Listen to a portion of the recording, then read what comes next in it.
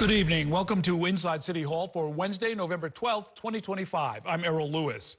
The longest federal shutdown of the government in the history of the United States could end as soon as this evening. This is day 43 of the shutdown, and the House of Representatives is set to vote momentarily on a bill that will reopen the government. The legislation is expected to pass the Republican-led House, but Democrats are expected to mostly oppose the bill because it lacks an extension of tax credits for health insurance offered under the Affordable Care Act.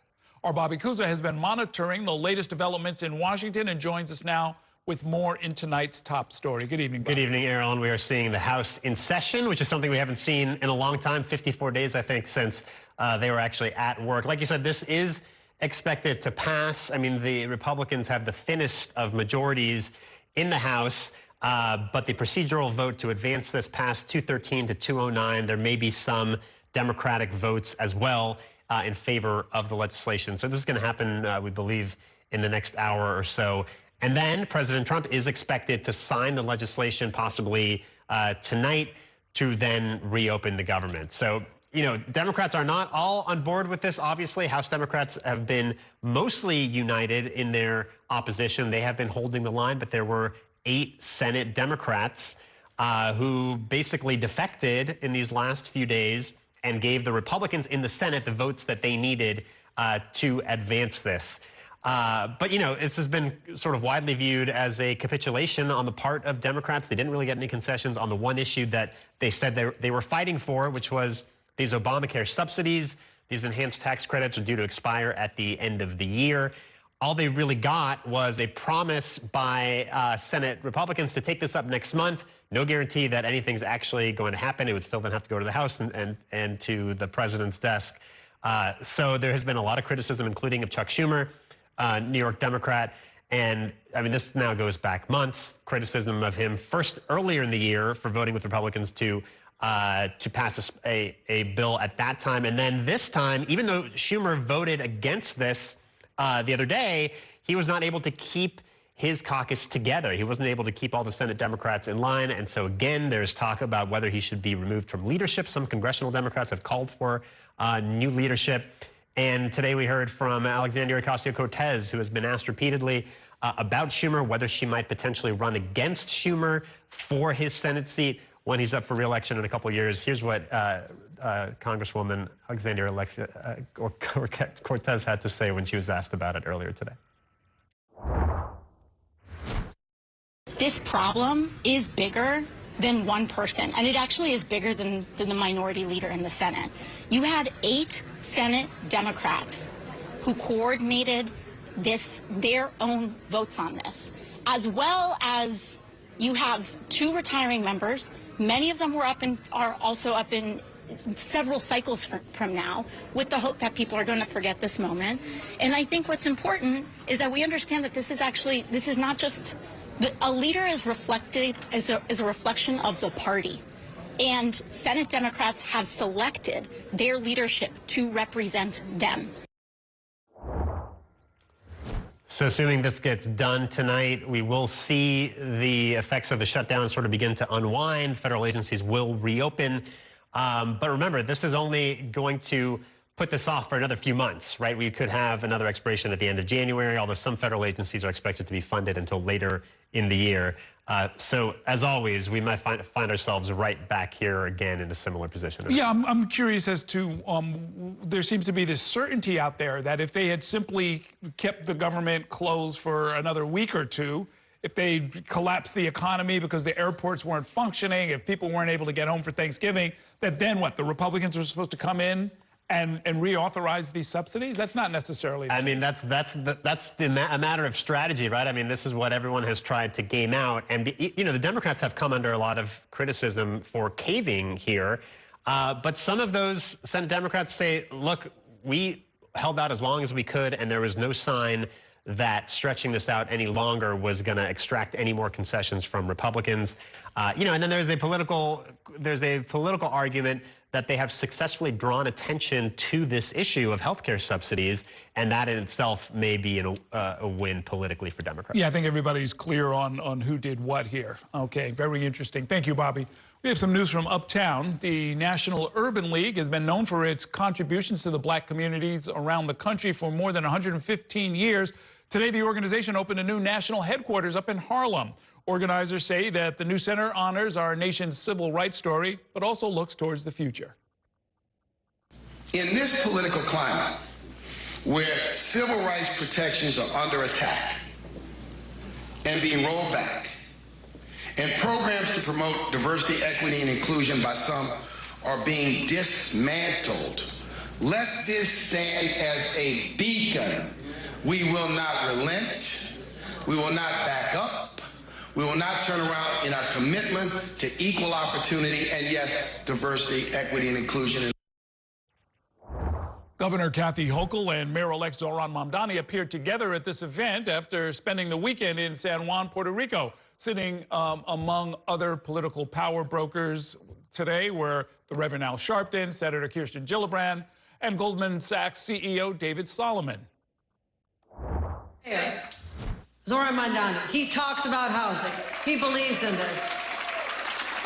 Yusef Salaam, all of us believe we need to build more housing.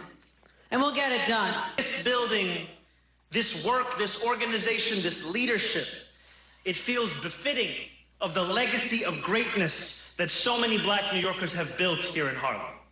Because these are the streets that have been walked by some of the greatest musicians, writers, political minds, and civil rights leaders in our nation's history. Notably missing from the opening was Mayor Eric Adams, the only prominent black elected official not in attendance. His office said that the mayor was invited, but that he had a scheduling conflict. In other news, Mayor Eric Adams visited a school in the Bronx to announce a new financial literacy program that is set to begin next year after he leaves office. It's a sign of how Adams plans to spend the rest of his limited time running City Hall. The mayor also had a few pointed words for his successor about soccer and the World Cup. Our Dan Rivoli was at today's announcement and joins us now with more. Good evening, Dan. Good evening, Errol. Interesting how some of the details about how Mayor Adams is approaching his responsibility for the transition is happening out before reporters. He said that his deputy mayors and commissioners are drafting a document for programs that Mayor-elect Zohran Mamdani will inherit, including the one he announced at a Bronx school that would invite banks into public schools to promote financial literacy and give banking services to students and their families. We know if we bring financial services and education directly into schools, we are helping break cycles of inequality. Eric Adams is still the mayor, announcing at this Bronx school a new pilot program, banks setting up inside 15 public schools to teach students about financial literacy. We had no financial literacy at all. The pilot program will launch next year when he's no longer mayor. But would the incoming socialist mayor let capitalist bankers inside city schools? Mayor-elect Zohran Mamdani's team did not respond to New York One's request for comment. I'm not sure what type of banking system they have in socialist countries, but I like capitalism. I'm a capitalist. Adams also talked about the transition, handing off the baton, as he put it. Once I hand off that baton, it's a wrap. I did my mile. I'm not here to critique the next mile that's being run. Adams said his deputy mayors and commissioners are drafting a document of City Hall's programs for Mamdani's transition. We're going to turn over a good document for the mayor and his team, incoming mayor-elect and his team, to sit down and look at it and say, this is something we want to continue, this is something that we don't want to continue. That's up to them to do that. After the announcement, Adams had some unsolicited advice for Mamdani, like focusing on the economics of hosting, with New Jersey, next year's FIFA World Cup, instead of antagonizing FIFA for high ticket prices, as Mamdani did during the campaign. FIFA is quadrupling the max ticket price that it will charge. He cannot screw it up. He needs to be supportive of FIFA because it's going to bring in billions of dollars. Working class people are going to have jobs here, and everyone knows that during the World Cup, the bulk of the people are not at the game, they're at the fan experience. We're going to have fan experiences all over the city. Adams also spoke about his itinerary for his trip to Israel on Friday. These photos from his 2023 trip. Business, technology, encouraging more jobs here. You know, I'm going to the last day, I'm going to encourage investments and jobs to our city. Mayor Adams is scheduled to return from that trip to Israel on Tuesday. A spokesman for City Hall said that the details of any scheduled meetings are not available yet, Errol. All right, thanks very much, Stan. It is time for a break. Coming up, I'll speak with the incoming First Deputy Mayor, Dean Fullahan, to talk about Mamdani's transition to City Hall. Later on tonight, the race for the next City Council Speaker is underway. You'll hear from one of the leading candidates, Councilmember Crystal Hudson of Brooklyn. Stay with us.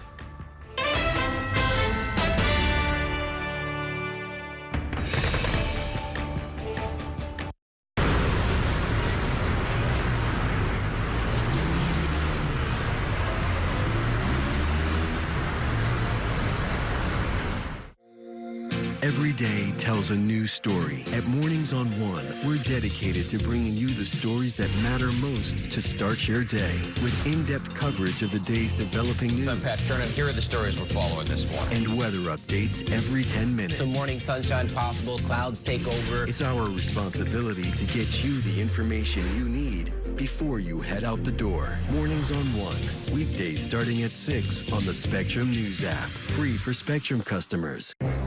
Spectrum TV, isn't that only live TV? No, it's only all my favorite streaming apps with live TV. Okay. It's only all included at no extra cost. And that's the magic of math. Will this be on the test? Sure, why not? It's only one simple payment for all our TV. We gotta simplify and win. Winning is equally important. If not, more so. Yeah! Only Spectrum TV, fixed TV. I'm Sandra, this is Jorge, and we were adopted in 2019. I remember when they first came to us, Michael was already a teenager. The whole cliche of, they're so lucky to have you guys, and it's the other way around. They have changed our family for the better. They chose to love us. They didn't have to. They chose us. Family. Learn about adopting a teen from foster care. You can't imagine the reward. Visit adoptuskids.org. And that's a look at some of what's in the papers this morning. You've done at the sports section. Today's story is about the latest chapter for a beloved local business. It's a beautiful day with temperatures in the 60s, but showers are expected in the next hour. In a city that's always on the go, it's important to stop to hear the stories that connect us. The news that matters to New Yorkers. That's what brings us together. That's Mornings on One. Weekdays starting at 6. Exclusively on Spectrum.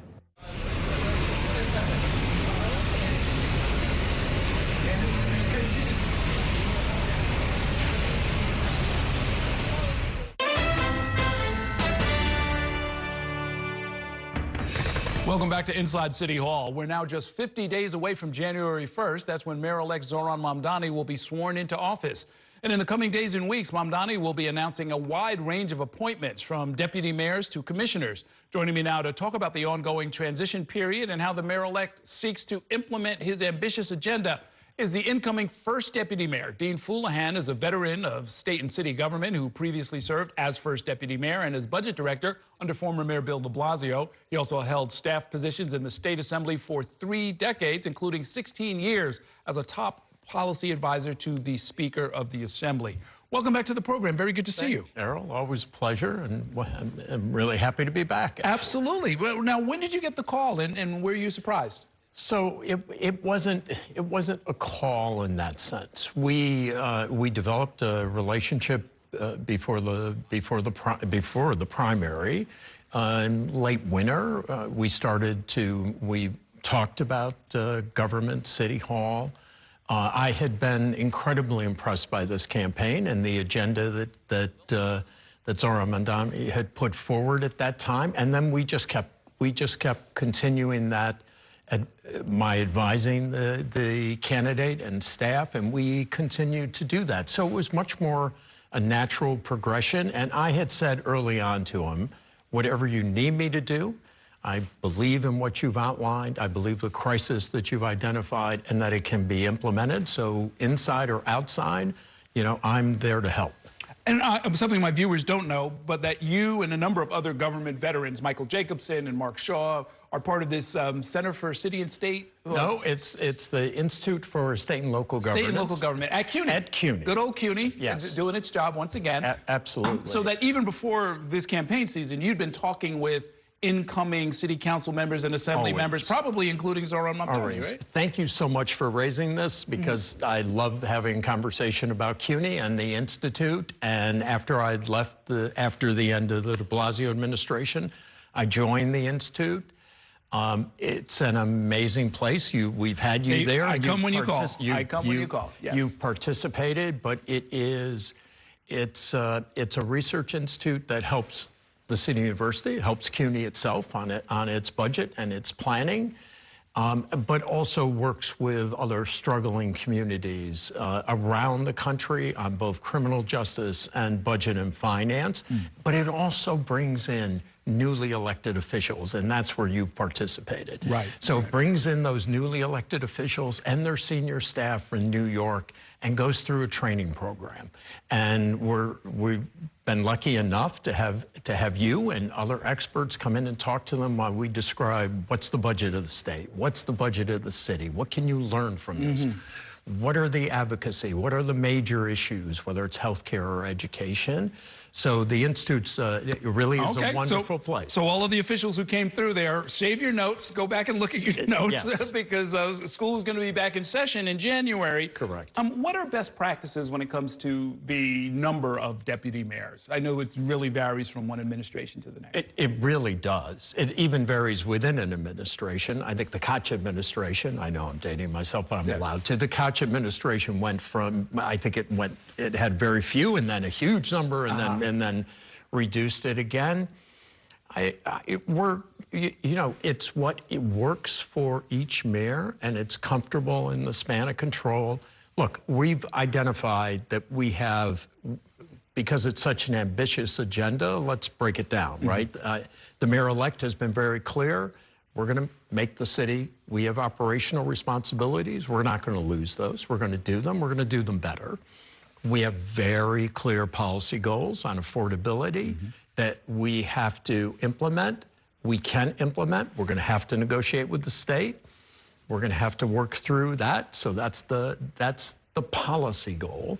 So when you put, and then we have the fiscal responsibility goal. We have the budget, which is going to come out February 1st. And we have to make sure that we continue that responsibility, which I've been a part of, and I'm proud to be a part of. And the city has now had 40, 45 years of very good fiscal management. That's obviously going to continue. So all those things need to move forward.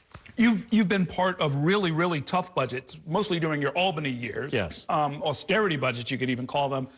You had a run of, some of it was just luck, right? But you had a really good run during the de Blasio years, where there were no deficit or much less difficult decisions that had to be made around overall spending, I guess, is what I remember. Except for the early parts of COVID, where obviously revenues had dropped off significantly. We had very high unemployment and economic activity had stopped as federal money. It then started to revive and federal money came in. But there was a period where we were really having to be very careful with our priorities, and of course, setting a budget's all about priorities. What do you expect to see happen? I mean, there are a number of different scenarios where what is being at least threatened by the president personally of the United States, and what might happen out of Washington, with sort of an Albany overlay. You're going to have to figure out a lot really quickly in the first 8 weeks, right? Sure, we're starting that right now. We're not waiting to the beginning of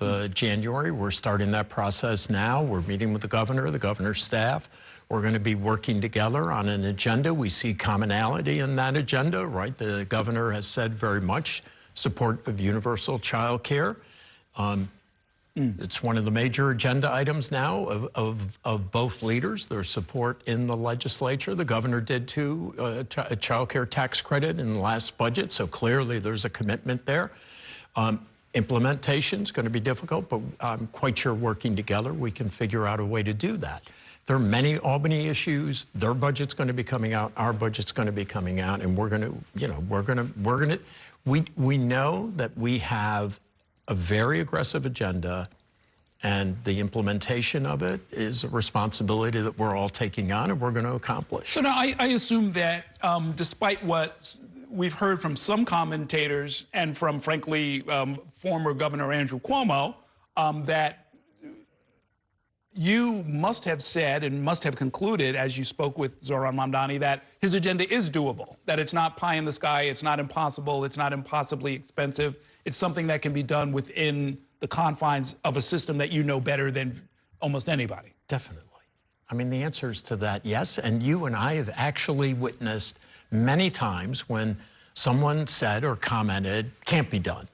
And then 3 months later, it gets done. I was part of Universal Pre-K with Mayor de Blasio, and everybody said could not happen. Could not happen in the Education Department, take 5 years. The then governor of New York, impossible, start with a pilot. And it happened in 2 years. And the state helped support it.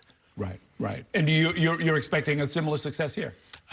I think we have to have the similar success. The residents of the city have spoken, and it's been very clear, and they've done it in amazing numbers, and their response to the Mamdani campaign is that this has to happen. So I don't see it as a question of choice, but there is, how do we get there? Right.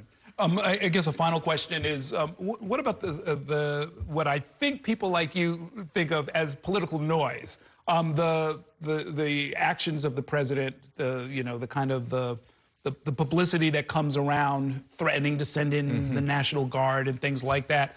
Are those mere distractions, or can it really sort of derail the progress that you're trying to make on any given policy initiative? Look, we can't let it derail the policy. Every action, the operations of the city have to continue. If there are federal actions, the mayor-elect's been very clear. He's going to defend the city in any means possible, but he's willing to have conversations with the president. He's willing to have conversations with anyone in Washington. The goal is to help the city that we all care about, that we all want to, that we know needs serious issues addressed. And that's what we're going to do. Okay. We look forward to getting more details as D-Day approaches and as we go into the new administration. Congratulations again. Thanks for coming by. Thank you very much. Let's take a short break now. We're going to bring you another update on the House vote to reopen the government in 2 minutes. Stay with us.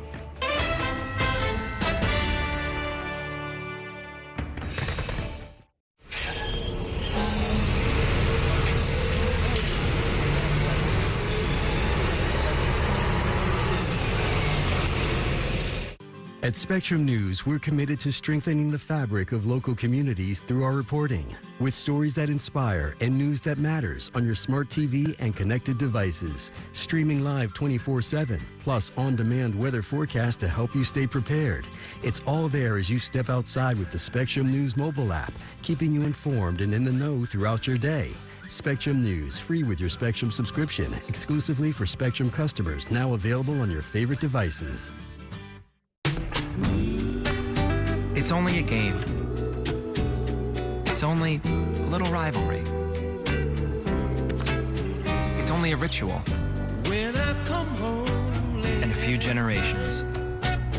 You're always there. And only Spectrum TV includes all your favorite streaming apps with live TV at no extra cost. It's only a game. It's only everything. Mom was always organized, but she started forgetting to pay her bills on time. And she'd buy the same gifts over and over. Telling the girls about my Alzheimer's diagnosis was really hard. At first, we had our cries, but then we were like, okay, let's make a plan. Early detection gave us time to adapt together. It's so important for you to think about what you can do and making the most of what you have. If you or your family are noticing changes, it could be Alzheimer's. Talk about seeing a doctor together. From my time growing up in Queens watching New York 1 to my time reporting here, I've seen how quickly a story can change. At News All Day, we bring you the news as it's happening, from around the boroughs to local government to your neighborhood. Because our city never stops moving. 3, 2, 1. Hi, I'm Shannon Ferry with the day's developing stories. But first, stay up to date and informed with News All Day, weekdays from noon to 4.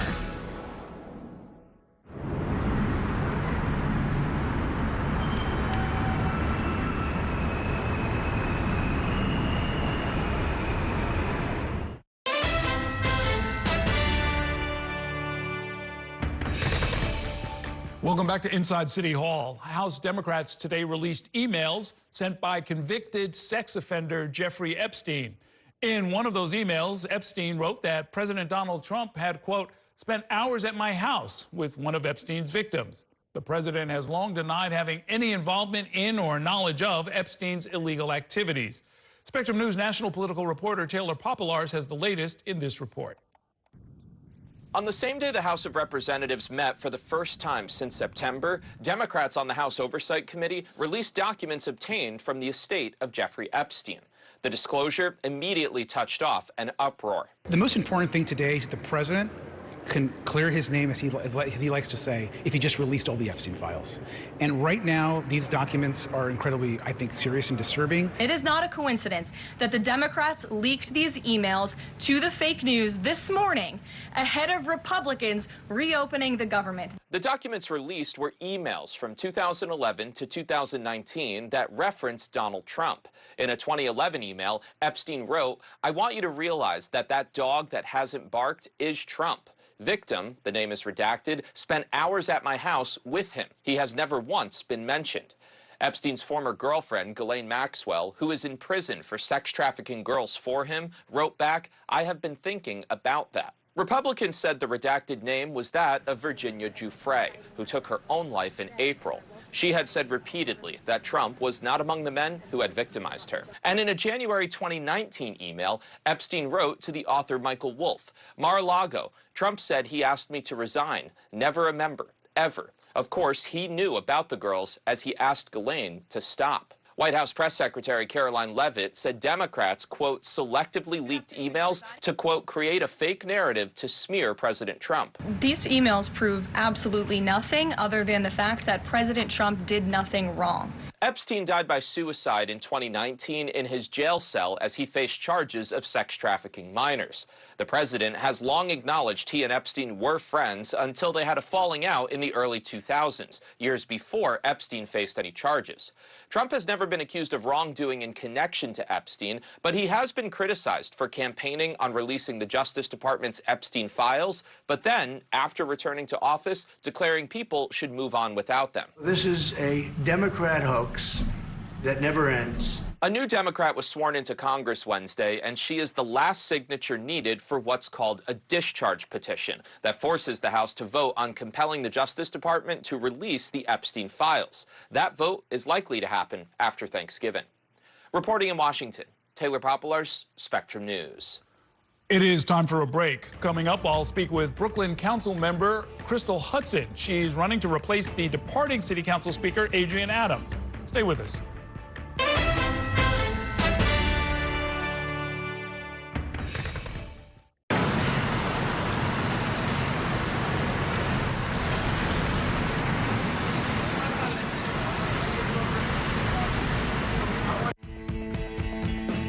In Focus with Cheryl Wills, a weekly show discussing decisions and potential solutions for issues making an impact in your community and your city. If it's important to New Yorkers, then it's being talked about here. In Focus with Cheryl Wills, Sunday mornings at 10:30 on New York One.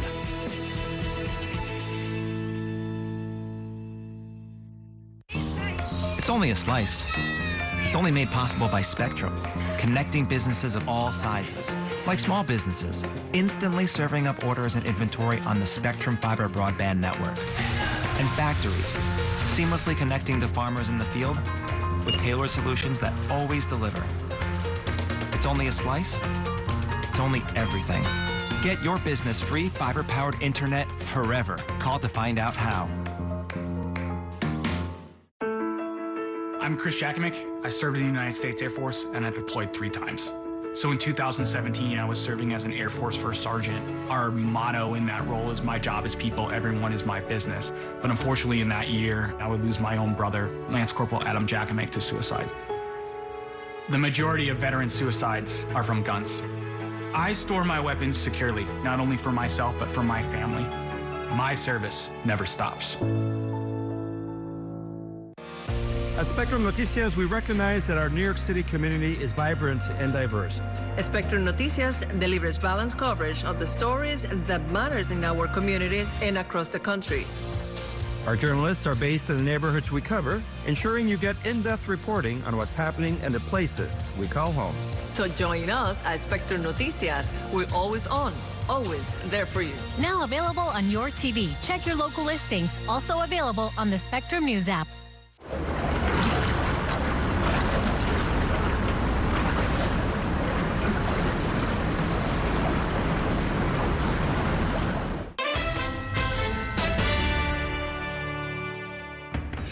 Welcome back to Inside City Hall, where we will be closely following the race to become the next Speaker of the New York City Council. It's coming up in the next few days and weeks. The current Speaker, Adrienne Adams, is term limited and unable to seek re-election. So here's a look at the City Council members who are believed to be currently in the running. That includes Crystal Hudson, Julie Menin, Christopher Marte, Selvina Brooks Power, and Amanda Farias. Now, some of the Speaker's most important duties include working as a liaison between the council and the mayor and serving as a check on the mayor by choosing which bills to advance or change or obstruct. In order to be elected as Speaker, a member has to get the support of 26 out of the 51 votes in the City Council. Joining me now to talk more about the race is a leading contender. We've got Crystal Hudson of Brooklyn, whose district includes all or part of Crown Heights, Prospect Heights, Clinton Hill, and Fort Greene in Brooklyn. She's also currently the chair of the Committee on Aging. Welcome back to the program. Good to see you. Thank you so much for having me. Pleasure to be here. What makes you want to do this job?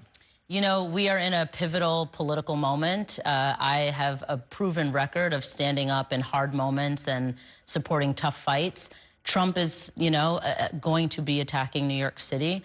And we need to make sure that we have strong, steady leadership on the other side of City Hall to give people the security that they need to know that we will always stand up and defend New York. Were you part of the leadership team and the budget negotiating team? I'm on the budget negotiating team, yes. The Speaker is at times a counterweight to the mayor. We certainly saw that over the last few years. As a supporter of Mayor-elect Mamdani, can New Yorkers trust you to fight him if and when that might become necessary? Absolutely. And, we're mandated by the New York City Charter to do just that, to provide oversight, to demand accountability. And also, we need to ensure that the mayor has a strong partner in order to deliver for all New Yorkers, right? We've seen that what New Yorkers want is a more affordable New York City. The council, as an example, has already laid the groundwork for universal child care. We want to make sure that we can work with the mayor to actually deliver on that. Yeah, I wanted to ask you about that. I mean, is there a role for the council to play in, say, freezing the rent or advancing the child care agenda? Certainly for the child care. I think when it comes to freezing the rent, we can look at opportunities to provide tax breaks, for example, so that we can ensure that buildings and units are actually getting the repairs that they so desperately need in so many cases. And so, yeah, there are many ways that we can work with the mayor to deliver on his agenda. And fast and free buses. I mean, to a certain extent, this is something that might have to be done through straight budgetary allocations, right? Yeah, absolutely. And we'll continue to have those conversations. Now, the recently passed ballot proposals that dial back some of the council's control over land use and development. Your district was not one of the ones that had been seen as, blocking development. In fact, you just got a pretty serious rezoning about 13 blocks along Atlantic Avenue and so forth. But how would you, in the new regime, with these new ballot proposals now that are about to take place and become law, how would you use the new powers that the Speaker in particular would have to, at times, overrule council members if it looks like they're blocking proposals that would be good for the rest of the city? Listen, I think Speaker Adrienne Adams has laid a really strong foundation. We are a council that has delivered almost 200,000 units of housing. My Atlantic Avenue mixed-use plan that you just mentioned will be delivering several thousand housing units. And so this is a council that wants to build. I think what we need to do is keep in mind community needs, community preferences, and there's a way to do that, also in partnership with the borough presidents, who will have a role in the appeals board. Yeah, is there a scenario where, because there's now a backstop in the form of the new powers that this appeals board would have, that individual members can say, look, I've gone as far as I can, but I'll get overruled, so we're going to have to reach some kind of accommodation. In other words, will it have the intended effect of getting more development done? Well, listen, my AIM Up rezoning was a perfect example of engaging community and getting community support. We worked for over 12 months to interview folks, host town halls, make sure that the development that we were moving forward with, the rezoning that we were moving forward with, actually reflected the needs of local residents. And so I think if we can do more of that, then we should be able to deliver more housing that actually meets the needs that more New Yorkers want to see. Apparently this council, just like the last one, will be majority women for the, so... Yes, it will. Made history and now continuing to make the history. Yes. What difference has that made as far as you can tell? Listen, when Roe v. Wade first fell, we passed almost immediately a package of legislation to address reproductive health care access. We've laid the groundwork, as mentioned, for childcare, universal childcare. The type of legislation that we pass and that we move, the way we govern, you don't see as much mudslinging, with women in charge. And I think we lead from a place of love and care and compassion for all New Yorkers. Certainly I do. And so I think I look forward to continuing our majority and making sure that, New Yorkers feel that love and care. You made reference to what might be happening out of Washington. Are we in for bad times in this city? I'd imagine, we might be if Trump lives up to his promises. He is hell-bent, it seems, on making life more difficult, more expensive for every American. And so what we need to do here in New York City is continue to make sure that we're investing in New Yorkers, particularly those with the greatest needs, making sure that we have some real stopgaps in place, and making sure that we're standing up, fighting back, and being very clear about our values. We are a sanctuary city by law, and so we want to make sure that Trump knows ICE and the National Guard are not welcome here in New York City. If I'm not mistaken, part of your district gave a larger percentage of its vote to Mamdani than any other part of the city, including his home district. The top 10 neighborhoods that turned out for Mamdani, 3 are in my district. Number 1, number 2, and number 8. Right, okay. Are all in my district. So my district showed up for Mamdani. Yeah. Well, what's that about? What's the link there, as far as you can tell? I think people want to see a more affordable New York. I think they want to see a changing of the old guard. I think they're tired of the status quo. I think that's also why, in my primary election, I won with more votes than any other council member in the city. In the general election, I won with 93% of the vote. Over 53,000 people voted for me. And I think what he and I both represent is the future. You had a primary? I live in your district. This is news to me. Well, that's good. That's good news. I did have a primary, but I did exceptionally well. So that's perhaps why you didn't know. Okay. Well, I don't remember. I don't. Right. You had Dion Ashman who ran in the primary. It seems like a million years ago. Well, then the gentleman who lost even worse than Dion, ran again in the general. Right. That's the person I was thinking of. So you have a public side to this, and we thank you for the conversation. What's the other side of this look like? I saw you were down at Somo's. I imagine this is all politicians talking to each other. So you get to caucus in 1,000 diners, I guess, at some point.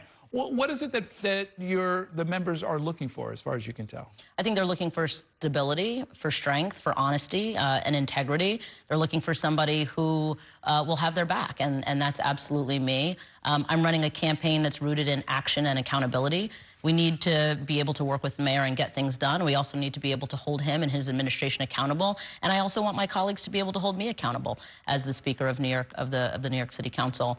Is there sort of a slate that develops along the way where I might help you, but I'd like to be finance chair, those kind of conversations? Well, Carmen De La Rosa, who represents a district uptown, who was running for speaker, has left the race and gotten behind me. And so, I'm honored to have the support of a colleague who was also in the race, who believes in my leadership and the ability for us to win. I think what everybody who is supporting me knows and understands deeply is that this is bigger than any one of us, right? This is about the future of the city. This is about making sure that we have strong leadership in place to fight for those who need the biggest fight. And so I'm really honored to have support from colleagues, you know, all over the city. Okay, we will let you get back to it. And thanks so much for giving us a little clarity here. And we'll all be watching to see what happens. Thank you for having me. Always a pleasure. Thanks a lot. Let's take a short break. When we come back, we'll turn back to the mayoral transition with my politics panel. Stay with us.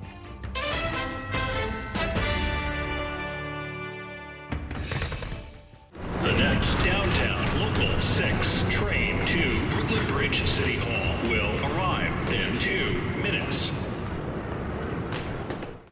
After 30 years of forecasting for New York, I've learned it takes a dedicated team to cover all the weather our city has to offer. I'm so honored to be a meteorologist here at New York One because as a Brooklyn kid, this is the station that I grew up watching. Morning, noon, or night, our team is here to bring you accurate forecasts you can count on, from severe weather updates to our Weather on the Ones. Watch the New York One weather experts on your TV and on the go with the Spectrum News app. Your entertainment the way you want it. With Spectrum TV, all these streaming apps are included at no extra cost. So you can watch anything. Movies, series, sports, reality, news. Here's a look at today's top stories. Exclusive originals. We await your orders. And even more of your favorites with live TV. Stream across your devices and enjoy anywhere. See you later. Get it all with Spectrum TV. I'm an ex-drug dealer, and I'll be your sub today.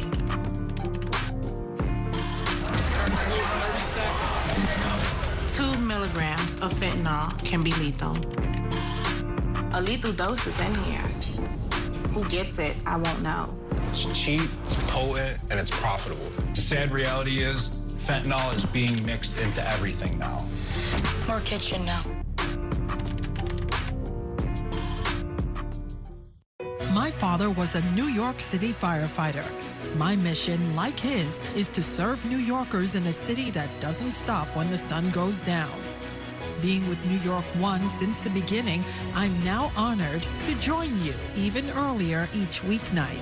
Starting at 8 with New York Tonight, we'll explore the latest news developments, followed by New York One at 10 to wrap up your day. So join me each weeknight starting at 8 right here on New York One.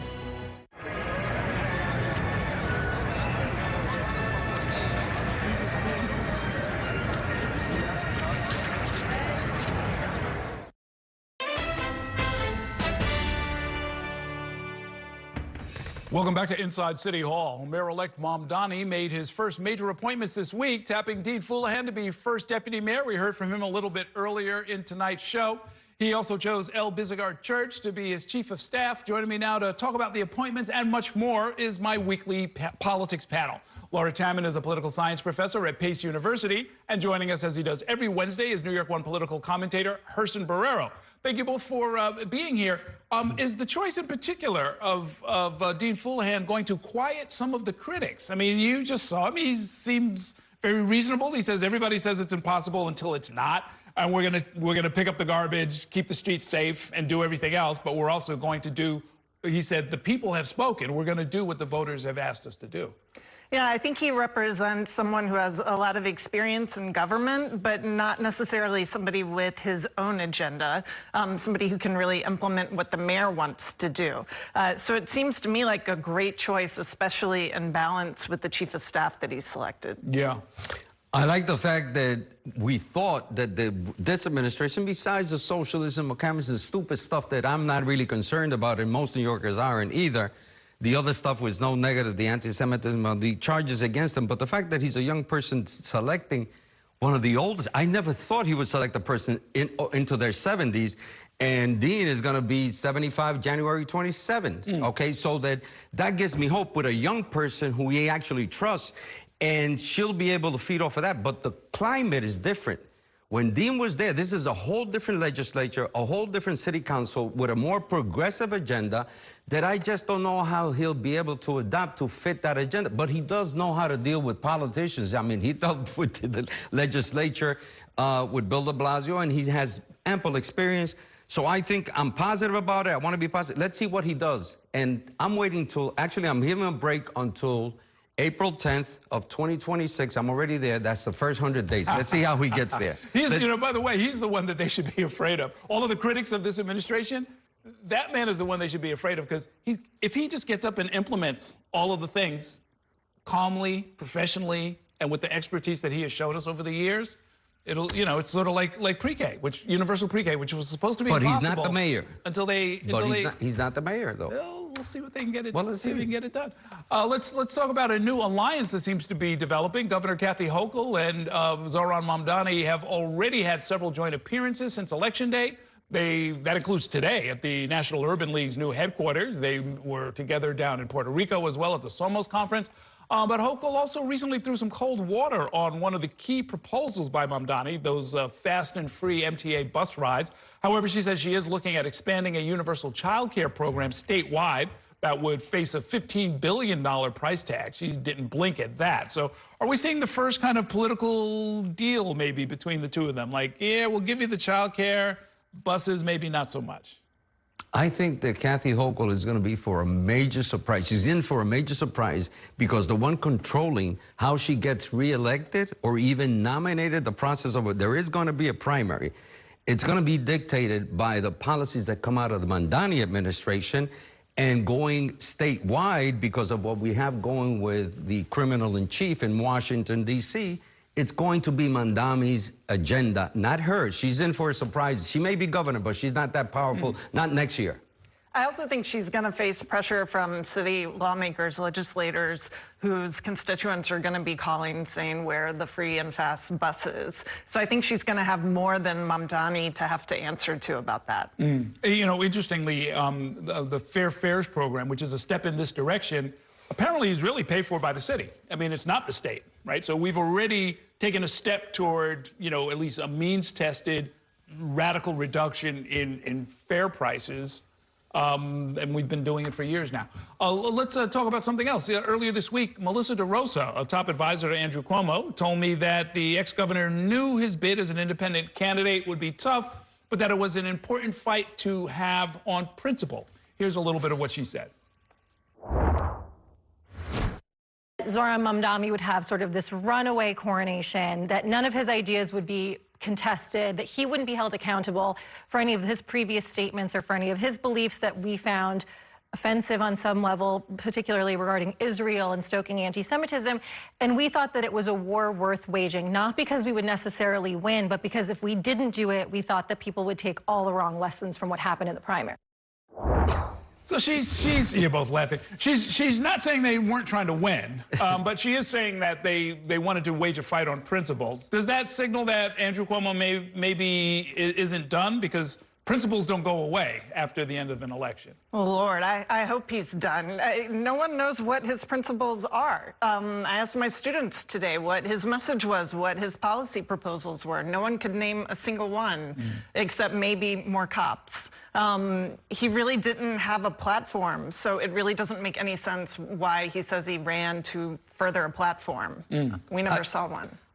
Look, you do the job really well. You're so calm. I'm listening to this stuff and I'm watching. How could Errol stay there? Because I wanted to burst out. I mean, how did that work out for you, Melissa? How did that work out for Andrew? Pretty stupidly, because in their infinite wisdom or stupidity, the majority of New Yorkers spoke. And this idea that Curtis Sliwa, the legitimate Republican candidate, which Andrew was not the legitimate candidate of the Democratic Party, he won, and you guys wanted to get him out? How stupid could you have been running that campaign? Really, the height of stupidity, political, amateurish thing was seen by you. And if he plans to run, the suggestion may be that he may want to do something.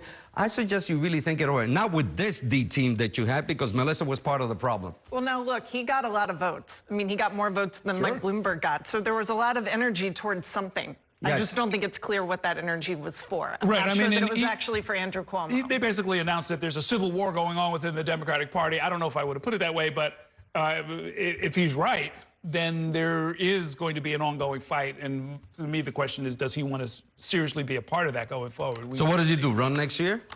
I don't know. I rely on you all to tell me. Let's take a short break. I've got more to talk about with this panel. We'll be back in 2 minutes.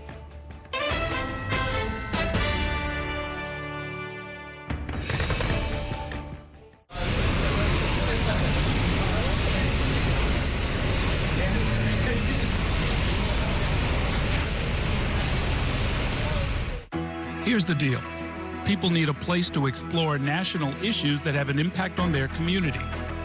To understand those issues better, we're bringing together our team of local political journalists from across the country to break down what's happening.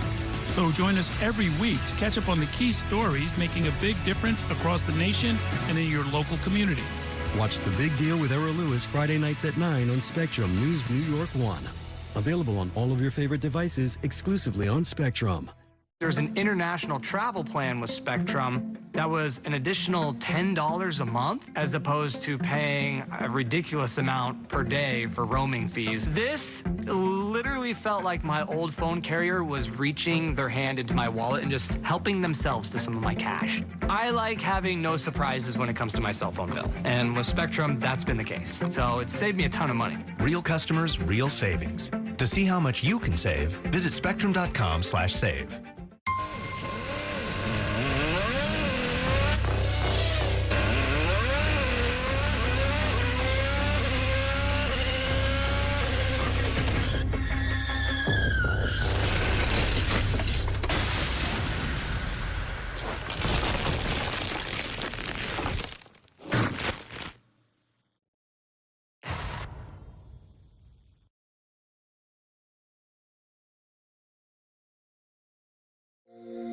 Every day tells a new story. At Mornings on One, we're dedicated to bringing you the stories that matter most to start your day with in-depth coverage of the day's developing news. I'm Pat Kernan. Here are the stories we're following this morning. And weather updates every 10 minutes. Some morning sunshine possible, clouds take over. It's our responsibility to get you the information you need before you head out the door. Mornings on One, weekdays starting at 6 on the Spectrum News app. Free for Spectrum customers.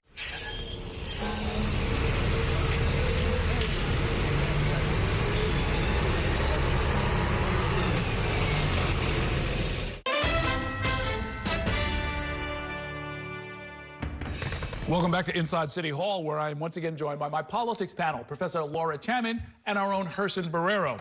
Let's talk about what's going on here with City Council member Chi Osei. He's reportedly planning to challenge Hakeem Jeffries in next June's Democratic primary for Congress. Is there indeed a war brewing between the DSA candidates and the mainstream Democrats? I hope there is. I think that Chi should actually, somebody's got to challenge Hakeem Jeffries because he has not lived up to what is needed in the speaker, or at least the aspiring speaker. And I think he's even very weak. He's a nice guy. I like him personally. But as the leader, right now, as he's called, I think he's failed miserably. So I think it's Chi or everybody else they should challenge. And DSA should, have their candidate. They tasted victory, and he should run against and challenge him. Why not? There's no coronation here. I don't disagree, but I think the demographics of that district are going to make it really tough for somebody to primary him, just in terms of age. The voters that we saw show up for Mamdani were so young, and that's obviously who Osei would be going to also. I'm not sure there are enough of those voters in that district for him to win that primary. It's a funky district. Everybody thinks of it as just Bed-Stuy, but it snakes down through Marine Park all the way down to Coney Island, and it's very different by the time you get down there to Brighton Beach. But Chi, don't be discouraged. Shake them up. Shake them up. Scare the hell out of them.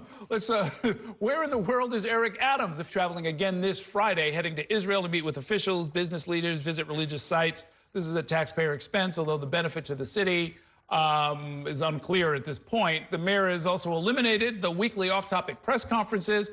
Technically, Herson, he is still mayor for another 50 days, but he seems to be checking out. I've never Early praised. checkout, like at a hotel. You know, I wish I could speed up the clock so the 50 days go. And who cares who he is?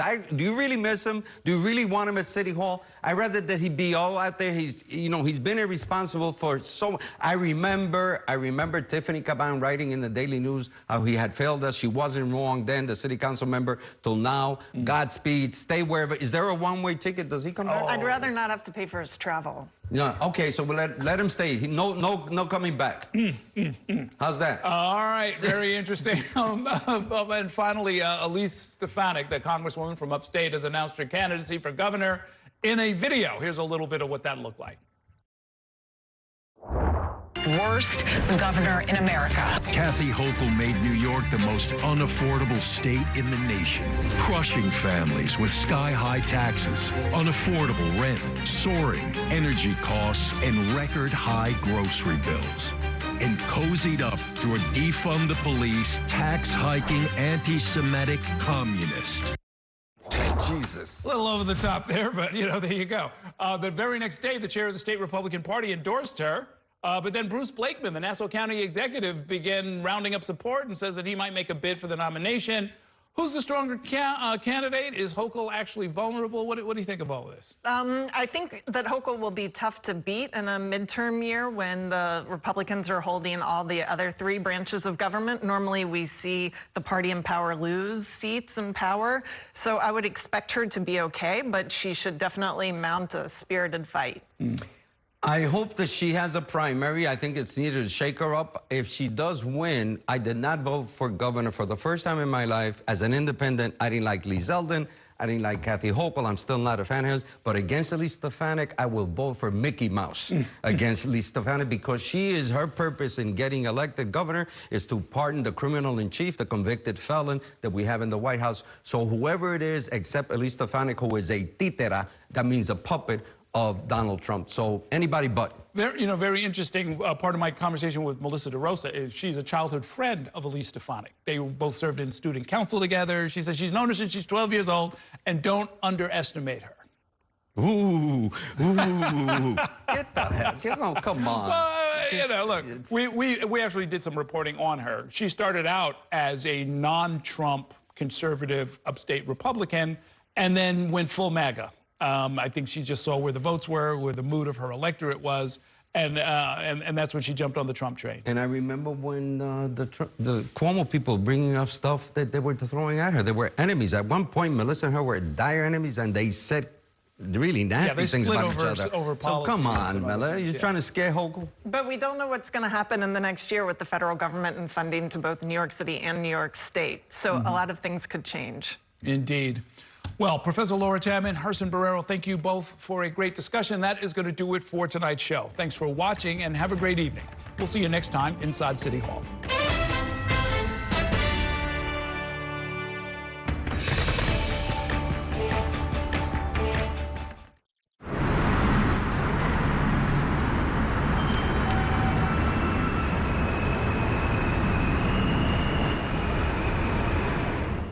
That's a look at some of what's in the papers this morning. You've done with the sports section.